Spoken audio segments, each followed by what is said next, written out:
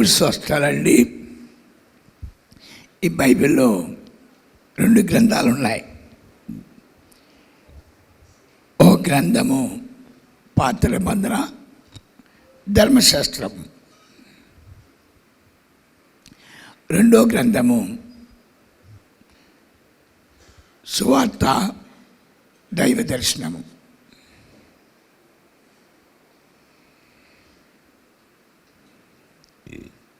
అయితే పాత నిబంధనలో ఒక ఆశ్చర్యం ఏంటంటే ఈ యేసు ప్రభువే వాళ్ళకి దేవుడు. వాళ్ళకి దేవుడైనప్పుడు వాళ్ళతో యేసు ప్రభు ఒక మాట చెప్పాడు. ఎప్పుడంటే అబ్రహాం తండ్రి గారు అడిగారు, నాయనా పరలోక రాజ్యం ఉన్నది, అక్కడికి శ్రమలుండవు, అక్కడ పరిశుద్ధులు ఉంటారు, నన్ను అక్కడ చేర్చమని. దానికి యేసు ప్రభువు వారు చెప్పిన, యెహోవా తండ్రి చెప్పిన సమాధానం ఏంటంటే, జన్మించిన వాడు ప్రతి ఒక్కడు కూడా పాపి. భూమిపై శపించబడింది. ఈ శపించబడ్డ భూమిలో పుట్టిన ప్రతి ఒక్కడు కూడా పాపై ఉంటాడు. వాడు బ్రతికి దినాలు కూడా భవబంధాల చేత పట్టబడి కర్మను అనుభవిస్తూ దుఃఖిస్తూ రోజులు గడుపుకుంటాడు.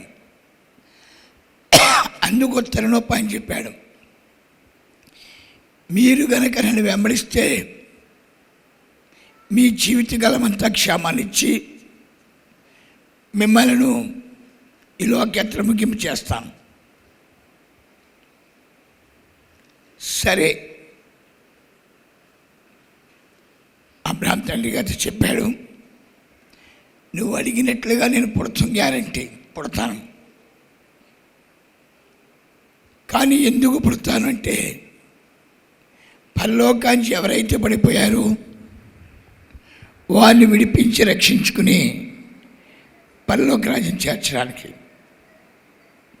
లోకస్తులు ఎవ్వరూ కూడా నన్ను నమ్మరు, లోకస్తులు ఎవరు కూడా నన్ను వెంబడించరు.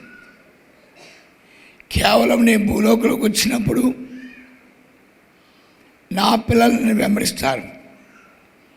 వాళ్ళు ఎందుకు వెంబడిస్తారంటే, నేను వాళ్ళకి బలిహారం చెల్లిస్తాను, వాళ్ళ మనోనేత్రాలు తెరవబడతాయి, వాళ్ళ ఆత్మజ్యోతి వెలిగించబడుతుంది, తిరిగి వాళ్ళు సీయోన్లోకి వస్తారు,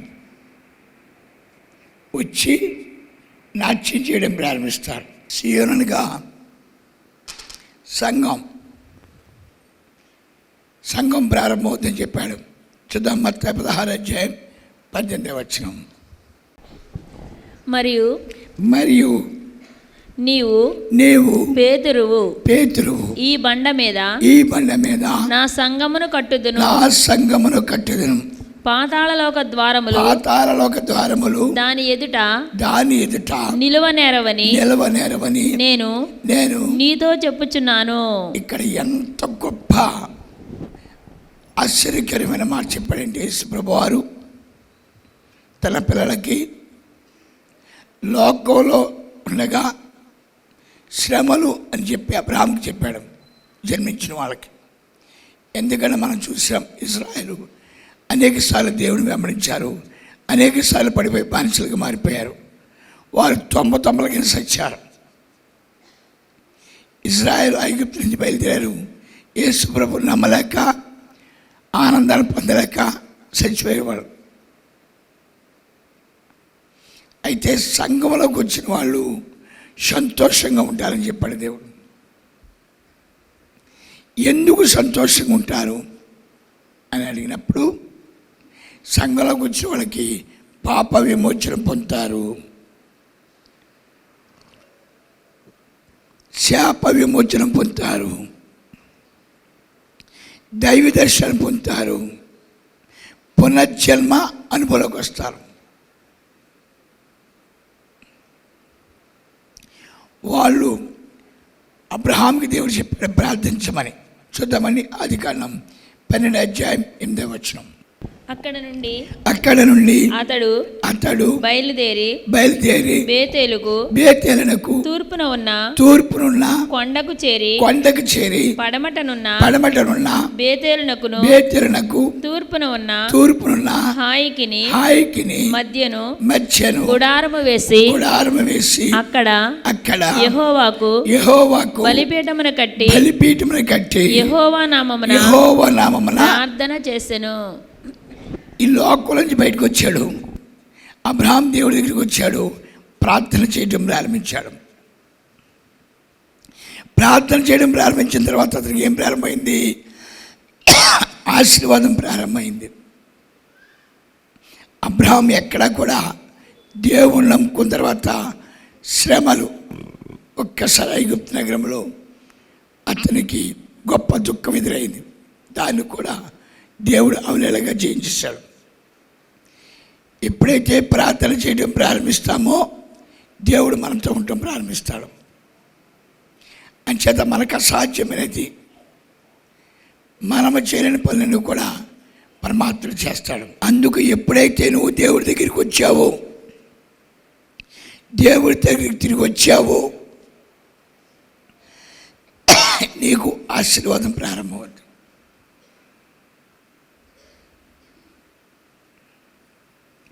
అప్పటిదాకా నువ్వు రోగ్గా ఉంటే నీ రోగం తగ్గుద్ది. అప్పటిదాకా దరిద్రంగా ఉంటే నీ దరిద్రం పోద్ది.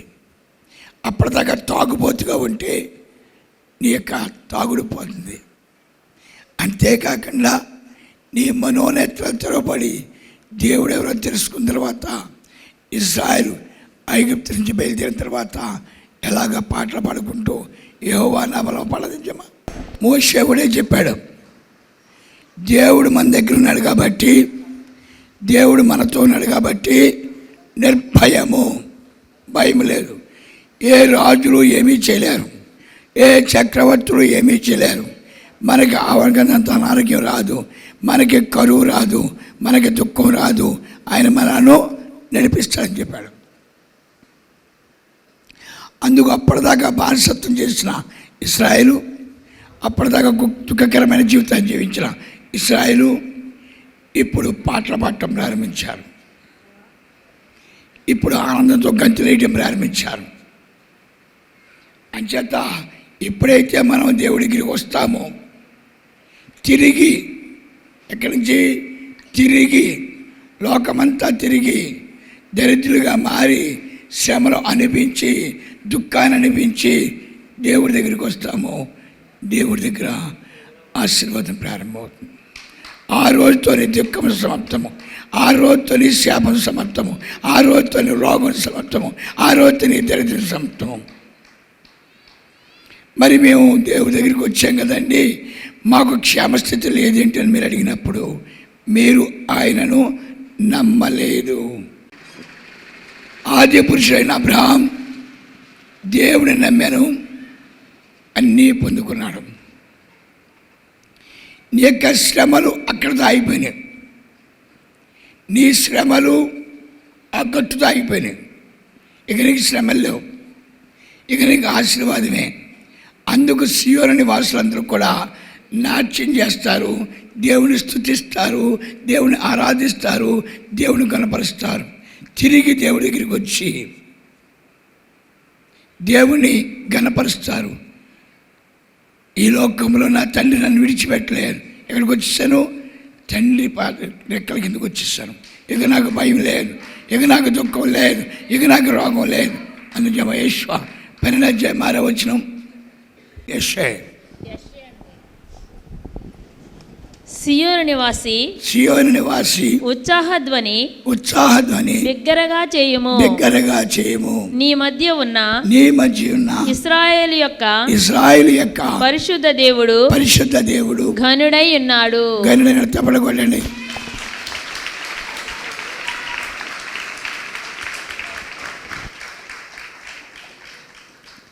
ఎంతవరకు ఘనుడు?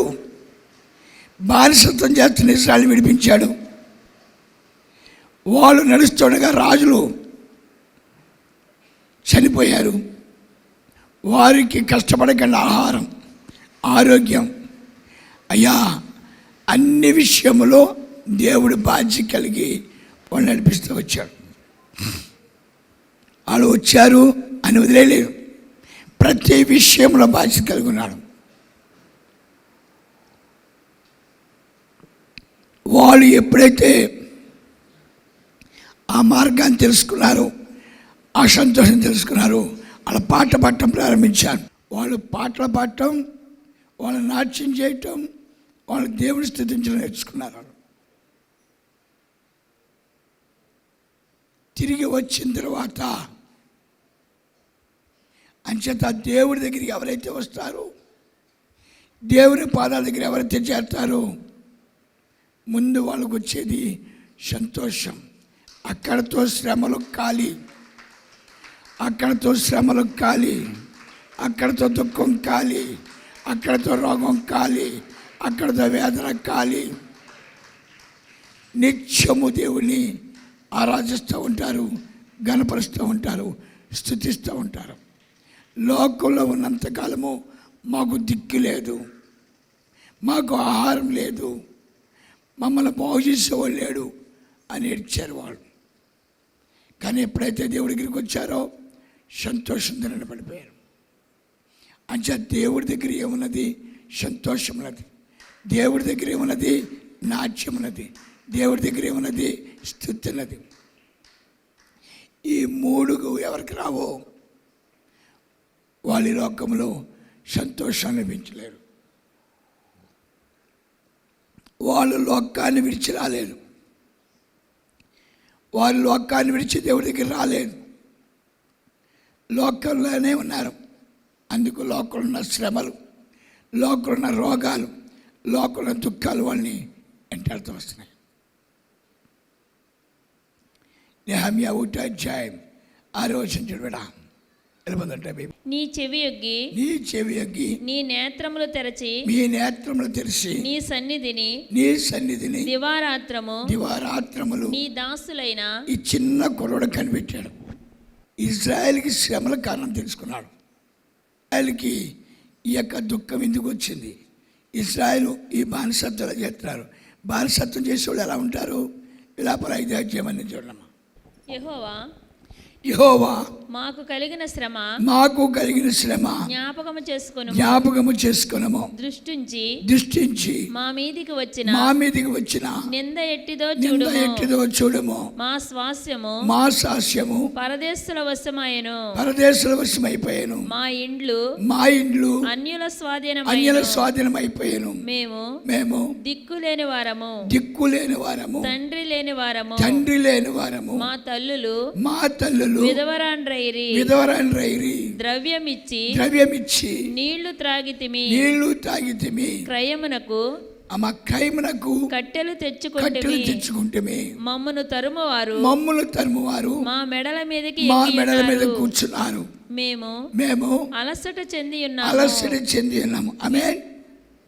ఇది బానిస జీవితం అండి. ఎటువంటి సొంతం లేని జీవితం. ఆ పూటగా పూట, ఆ గంటగా గంట. ఒక ఇల్లు లేదు, ఒక వాకలు లేదు, ఒక సంస్కారం లేదు, ఒక దైవం లేడు. అలా బ్రతుకంతా శ్రమలు. మళ్ళీ 65వ అధ్యాయము 19వ వచనం చూడమ్మా. నేను యెరూషలేమును గూర్చి ఆనందించెదను. నా జనులను గూర్చి హర్షించెదను. రోదన ధ్వని విలాప ధ్వనియు. ఎప్పుడైతే దేవుడి మందిరంలోకి వచ్చి వాళ్ళు స్తుతి ఆరాధన చేయడం ప్రారంభించారో వారికి రోగాలు తగ్గిపోతున్నాయి, వారికి లోగిళ్ళు వస్తున్నాయి, వారికి ధనధాన్యాలు వస్తున్నాయి, వాళ్ళ పిల్లలు యోగ్యులుగా మారుతున్నారు, వాళ్ళ యొక్క వంశం ఈ లోకంలో ఉద్ధరించబడుతుంది. వారికి ఏమేమి కావాలో అన్నీ కూడా మహాతండ్రి సంసిద్ధపరుస్తున్నారు. ఎప్పుడైతే తిరిగి వచ్చి వాళ్ళు ఏం చేస్తారండి? దేవుని స్తుతించి గుర్తుపెట్టుకోండి. ఆరాధించి నా దేవుడు గొప్ప దేవుడు.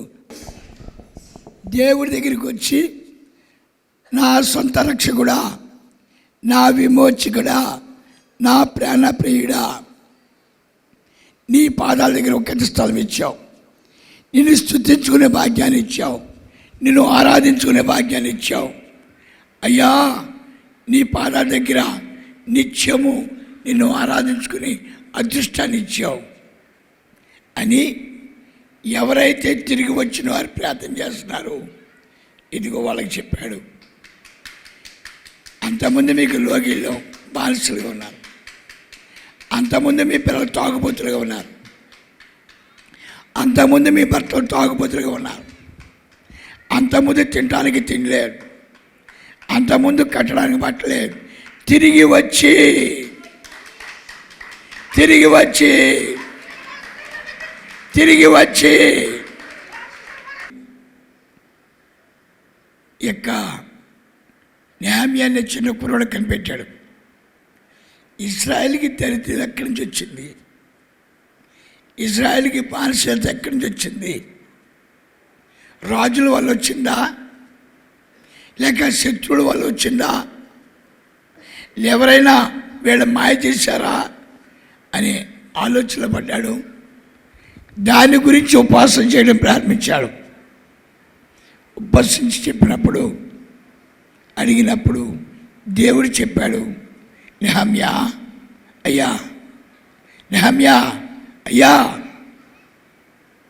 ఇజ్రాయేలు బానిసత్వం కొనుక్కున్నారు, ఇజ్రాయేలు దరిద్రాన్ని కొనుక్కున్నారు, ఇజ్రాయేలు ఈ లోకంలో ఒక భయంకరమైన శాపాన్ని కొనుక్కున్నారు వాళ్ళు.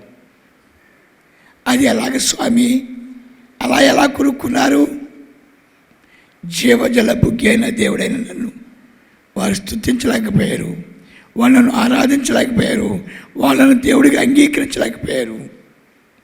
అదే వారి దరిద్రానికి కారణము, అదే వాళ్ళ బానిసత్వానికి కారణము, అదే వాళ్ళ దుఃఖానికి కారణం. అదే విషయాన్ని నెహమ్యా మాదిలికి రాజు చెప్పాడు. మా వాళ్ళు చాలా మంచి వాళ్ళండి, వాళ్ళు చిన్న పొరపాటు చేశారండి, దేవుని స్తుతించడం మానేశారు, లోకంలోకి వెళ్ళిపోయారు. లోకంలో వాళ్ళ ఇష్టానుసారంగా జీవిస్తూ తింటూ తాగుతూ ఉన్నారు. దానికే దరిద్రులుగా మారారండి. అది చెప్పాడు, బాబు మీరు వెళ్ళి మీ రాజ్యాన్ని కట్టుకోండి. నెహమ్యా అందరి దగ్గరికి వెళ్ళాడు. ఇశ్రాయేలు ఎక్కడెక్కడైతే బానిసత్వం చేస్తున్నారో అక్కడెక్కడ వాళ్ళందరి దగ్గరికి వెళ్ళాడు. బాబు తిరిగి రండిరా, ఒరే దేవుని స్తుతిద్దాం రండిరా, ఒరే దేవుని ఆరాధిద్దాం రండిరా, ఒరే దేవుని కనపడదాం రండిరా. మీరు అనుకోండి మనసులో చాలు. వాళ్ళకు గురువును సంపాదించాడు ఎజ్రా. ఇజ్రాయేలు వెనక్కి తిరిగారు. వాళ్ళు అనుకున్నారు మేము మా దేశం వెళ్ళిపోతాం. ఎలా అనుకున్నారు? ఇంకెప్పుడు అటువంటి తుంటల పని చెయ్యం. ఏం చేశారు? ఎవడ పిల్లల్ని ఎత్తిపోయారా? మట్టలు చేశారా? జీవజల బుగ్గైన దేవుణ్ణి అవమానపరిచి అన్నీ పోగొట్టుకున్నాం, బానిసలుగా మారిపోయాం. తండ్రి తిరిగి వచ్చి మేము స్తుతిస్తాం, మిమ్మల్ని ఆరాధిస్తాం, మిమ్మల్ని కనపరుస్తాం. ఆ చెరలోంచి మమ్మల్ని విడిపించరా. ఇశ్రాయేలు మొదటి ప్రార్థన, ఆ చెరలోంచి, ఆ బానిసత్వంలోంచి, ఆ దుఃఖంలోంచి, ఆ దరిద్రంలోంచి మమ్మల్ని విడిపించండి. దానికి కారణము మేమే. నిన్ను స్తుతించలేకపోయాము, నిన్ను ఆరాధించలేకపోయాము, నిన్ను గణపరచలేకపోయాము, అందుకు బానిసలుగా మారిపోయాము. నెహమ్యా 9వ అధ్యాయం ఈ నెల 24వ దినమందు 24వ దినమందు ఇశ్రాయేలీయులు ఉపవాసముండి గోనె పట్టలు కట్టుకొని తల మీద ధూళి పోసుకొని కూడి వచ్చిరి. ఇశ్రాయేలీయులు అన్యజనులందరిలో నుండి ప్రత్యేకింపబడిన వారై నిలవబడి తమ పాపములను ఎక్కడి నుంచి వచ్చేసారంటండి? లోకం నుంచి, సారాగుట్ల కానించి, వ్యభిచార కొమ్మల కానించి, బానిసత్వం నుంచి, దరిద్రం నుంచి, రోగాల నుంచి వచ్చేసారు మన ఇస్రాయేల్ వచ్చి ఏం చేస్తున్నారండి? దేవుని సన్నిధిలో పశ్చాత్తాపడుతున్నారు. మా దరిద్రానికి కారణము మేమే, మా బానిసత్వానికి కారణము మేమే బాబు, మేము పాపులము. దేవుడు చూస్తారండి. ఈ యొక్క ఇశ్రాయేలు తిరిగి వచ్చి దేవుని స్తుతించడం ప్రారంభించారు. దేవా, మిమ్మల్ని విడిచాం, అందుకు మాకు శ్రమలు. దేవా బాబు, ఈ లోకంలో అయ్యా నేను మరిచాం, అందుకు మాకు శ్రమలు. అందుకే వాక్యం చెప్తుంది, దేవుని స్తుతించిన నాలుక అంగడికి అంటుకుపోగాక. అంచేత ఇశ్రాయేల్ తిరిగి వచ్చి స్తుతించినప్పుడు వాళ్ళు తిరిగి మళ్ళీ రాజులైపోయారు. ఎస్తేరు దగ్గరికి వెళ్ళారు మనవాళ్ళందరూ కలిసి. అమ్మే అన్నారు. ఏంటి బాబా అంది. ఇదిగో మీ ఆయనకు కొంచెం చెప్పు. మా ఆయన చెప్పను, బుద్ధి వాళ్ళకి గాడి తెల్లారా, అలా రోడ్ల తిరుగుతున్నారే, అలా కొంపలాడ తిరుగుతున్నారే, అలా సారా గుడ్లు కాడ తిరుగుతున్నారే, అలా వ్యభిచార కొమ్మల కాడ తిరుగుతున్నారే, మీకు సిగ్గు శరం లేదా? మీకు లచ్చలేదా? మీరు మనుషులకి కాదా? మీరు దేవుడి బిడ్డలకి కాదా? వెళ్ళండి. ఎక్కడికి వెళ్తారు మీరు? దేవుడి దగ్గరికి వెళ్ళండి, ఉపవసించండి, దేవుడికి చెప్పండి. ఏమని చెప్పాలి? మేము అపరాధులము, కన్నీరు కార్చి మల్నింపు కోరి సన్నిధి నిలచితి దేవా, నా పెన్నిధి నీవే కావా, నా శరణము నీవే కావా. వెళ్ళి ఆ భగవంతుని కాళ్ళ పడండి. వెళ్ళి ఆ భగవంతుని కాళ్ళు పట్టుకోండి. మీ ప్రాణాలు కాపాడుతాడు, మీ జీవితాలు స్థిరపరుస్తాడు, మీ బతుకులు తెల్లారుతాయి. వెళ్ళి ఆయన పాదాల దగ్గర పడండి అని చెప్పింది. వాళ్ళందరూ ఉపవసించి తిరిగి వాళ్ళు మందిరంలో ప్రవేశించినప్పుడు ఎస్తేరు 10వ అధ్యాయం చూడమ్మా. రాజైన అహష్వేరోషు రాజ్యములో సముద్ర ద్వీపములను పన్ను చెల్లింప నిర్ణయించెను. మొర్దెకై యొక్క బలమును గూర్చి మొర్దెకై ప్రపంచాల నాయకుడయ్యాడు. ఇశ్రాయేలు రాజులైపోయారు. ఎప్పుడంటే ఆయన దగ్గర తిరిగి వచ్చినప్పుడు. నీకు తిరిగి రావడం చేత కదేమో, నీవు సన్నిధిలోకి వచ్చి ఎడుతా కూర్చున్నామో, నాకు జబ్బు అని ఎడుతున్నామో, ఆయన విడిచిపెట్టావు అందుకు జబ్బు, ఆయన విడిచిపెట్టావు అందుకు దరిద్రం, ఆయన విడిచిపెట్టావు అందుకు దుఃఖం. రాత్రిగే ఆశీర్వాదం ప్రారంభం. చూడు, యెషయా 57 అధ్యాయం 11. యెరూషలేమునందు పాడైయున్న స్థలములారా, తపలగొడని పరలోకానికి వచ్చి పాడైపోయిన వాళ్ళరా, నా ప్రియ పిల్లలారా, శాపగ్రస్తుగా మారిపోయిన వాళ్ళరా, నా ప్రియ పిల్లలారా, దుఃఖక్రాంతులుగా మారిపోయిన వాళ్ళరా, మీ ప్రకారమే నిలిచి ఉంటాను, మిమ్మల్ని గణపరుస్తాను, మిమ్మల్ని దీవిస్తాను, మిమ్మల్ని ఆశ్రయిస్తాను, మిమ్మల్ని మహిమతో నింపుతాను, మీ చుట్టూ కంచేస్తాను, మిమ్మల్ని నిత్యము దీవిస్తాను, మీ ఆహారాలను దీవిస్తాను, మీ పిల్లల పాడి పనులు దీవిస్తాను, మీ పిల్లల్ని దీవిస్తాను, నిత్యము ఆస్వాదిస్తాను, నిత్యము ఆస్వాదిస్తాను, నిత్యము ఆస్వాదిస్తాను.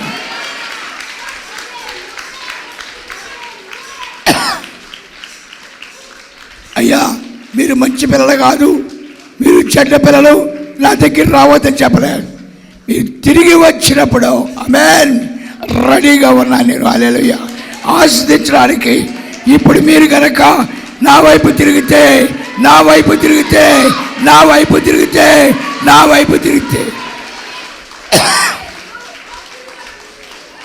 ఏ శత్రువు మిమ్మల్ని జయించలేడు. ఏ దరిద్రము మీ దగ్గరికి రాదు.